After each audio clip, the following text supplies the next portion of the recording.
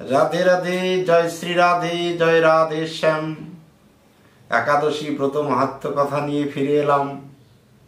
আসছে একাদশী ব্রত উপবাস, কবে, কোন তারিখ, এই একাদশীর মাহাত্ম্য কথা এবং একাদশীর পারণ কবে, পারণের সময়সূচি আজকে আমরা এই ভিডিওতে জানব। আপনারা সম্পূর্ণ ভিডিওটি দেখবেন, সকলকে কৃপা করে শেয়ার সাবস্ক্রাইব করবেন। চলুন শুরু করি। আসছে আগামী একাদশী ব্রত উপবাস, আশ্বিন শুক্লা 16ই আশ্বিন 1432 সন, 3রা অক্টোবর 2025 সন, শুক্রবার একাদশী ব্রত উপবাস। পারণ পরদিন পূর্বাহ্ন সকাল 5টা 29 থেকে 9টা 28 মধ্যে পারণ। এবার এই একাদশী অত্যন্ত মহিমা ব্যঞ্জক এবং মাহাত্ম্যপূর্ণ। তো একাদশীর মহিমা, ব্রত, মাহাত্ম্য কথা যতই মহারাজ যুধিষ্ঠির শ্রবণ করিতেছেন, ততই তার মধ্যে একটা লালসা বেড়েই চলছিল যে একাদশীর ব্রত মাহাত্ম্য কথা এত দুর্লভ, এ সম্পর্কে মহারাজ যুধিষ্ঠিরের কোনো ধারণাই ছিল না। তাই মহারাজ যুধিষ্ঠির ভগবান শ্রীকৃষ্ণকে এ সম্পর্কে জানতে চাইলেন।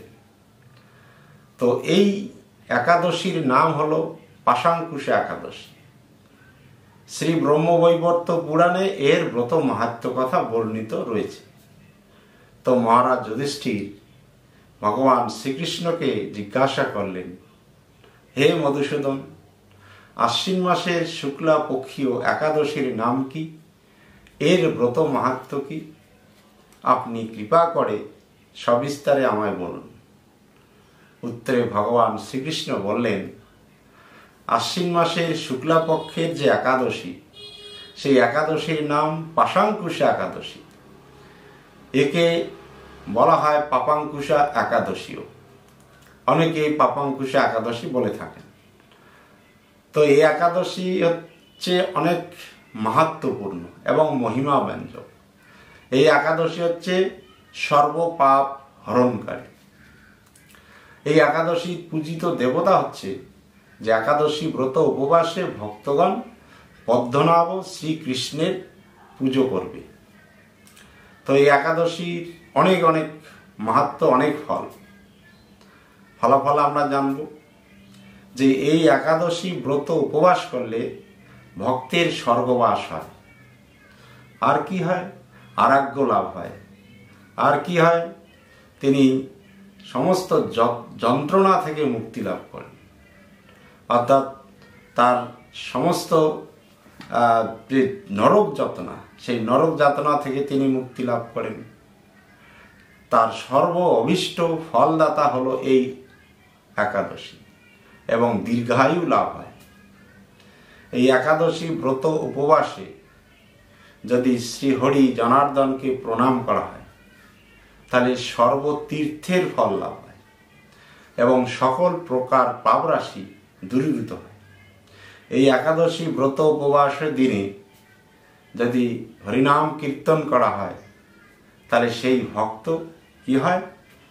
তিনি সকল প্রকার পাপ রাশি থেকে মুক্তি লাভ করেন এবং এই ব্রত উপবাস হচ্ছে সর্বতীর্থের ফল লাভ হয়। তাহলে আমরা মায়াবদ্ধ জীব, মায়াবশত অনেক পাপ কর্ম করে থাকি। তাহলে এই একাদশী ব্রত উপবাস করলে সকল প্রকার নরক যাতনা, অর্থাৎ রৌরব যাতনা থেকে মুক্তি লাভ করতে পারে সেই ভক্ত এবং অন্তে সেই বৈকুণ্ঠ ধাম, হরির ধাম প্রাপ্ত হয়। এই একাদশীর এত মাহাত্ম্য। এই একাদশী ব্রত উপবাস করলে সহস্র অশ্বমেধ যজ্ঞ, শত শত বাষ্প যজ্ঞের ফল লাভ হয়। এত এত মাহাত্ম্য। এই একাদশী ব্রত অনুষ্ঠানে যদি হরিনাম কীর্তন করা হয়, শ্রবণ পাঠ কীর্তন হরিজাগরণ করলে কি হয়? এই একাদশী ব্রত উপবাস সকল প্রকার অভীষ্ট পূরণ হয় এবং তিনি যম দ্বন্দ্ব থেকে মুক্তি লাভ করেন, অন্তে তিনি হরির ধাম প্রাপ্ত হন। এত মাত্র একাদশী ব্রত উপবাস দিনটিকে বলে শ্রী হরিবাসর।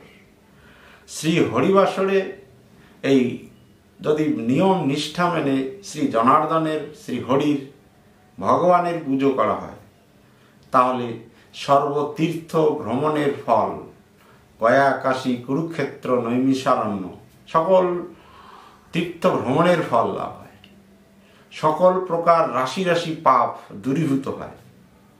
এত মাহাত্ম্য। আরো কি বলছে, এমন কি এই একাদশী ব্রত উপবাস করলে অদ্ভুত ফল, যা ফল শুনলে অবাক হয়ে যাবেন। কি যে এই একাদশী ব্রত অনুষ্ঠান করলে পিতৃ10 পুরুষ অর্থাৎ পিতার 10 পুরুষ, মাতৃ10 পুরুষ অর্থাৎ মাতৃপক্ষের 10 পুরুষ, এমনকি স্ত্রীর, পত্নীর 10 পুরুষ পর্যন্ত উদ্ধার প্রাপ্ত হয়। দেখুন কিরকম মাহাত্ম্য। এই একাদশী ব্রত সকলেই পালন করতে পারে, বৃদ্ধা, যুবা, নারী, পুরুষ, পাপাচারী, দুরাচারী সবাই এই ব্রত পালন করতে পারে। যদি কোনো পাপাচারী ব্যক্তি এই ব্রত পালন করে, তার পুণ্যের প্রভাবে তিনি নরক থেকে মুক্তি লাভ করে শেষে তিনি বৈকুণ্ঠ ধাম প্রাপ্ত হতে পারে। এত মাহাত্ম্য। তাই এই একাদশী, পাশাঙ্কুশে একাদশী, এর সঙ্গে দামোদর ব্রত, নিয়ম সেবা ব্রত শুরু হচ্ছে। তো এই একাদশী অত্যন্ত শ্রেষ্ঠ একাদশী। এই একাদশীর ব্রত অনুষ্ঠান আপনারা ভক্তি নিষ্ঠা সহকারে ব্রত পালন করবেন, অন্তে কৃষ্ণ ভক্তি, কৃষ্ণ প্রেম, কৃপা লাভ করবেন। রাধে রাধে। জয় নিতাই, জয় গৌর, জয় রাধেশ্যাম।